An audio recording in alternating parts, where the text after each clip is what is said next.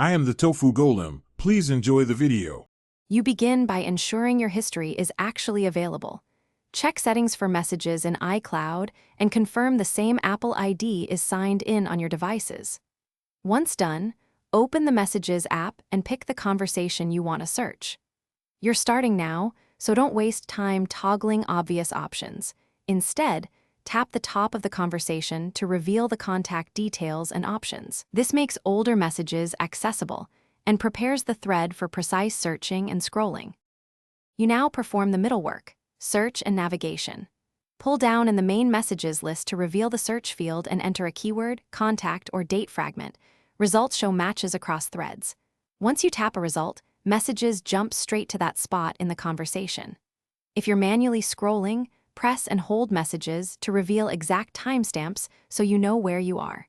Make sure to combine search hits with manual jumps when threads are very long. You finish by recovering or exporting the messages and handling problems. If messages don't appear, check iCloud backups or a recent device backup via Finder or iTunes. You may need to restore to recover older content. To save important text, screenshot, copy long-pressed bubbles, or use messages on a Mac to export a conversation. If syncing fails, toggle messages in iCloud off and on, sign out and back into your Apple ID, and restart.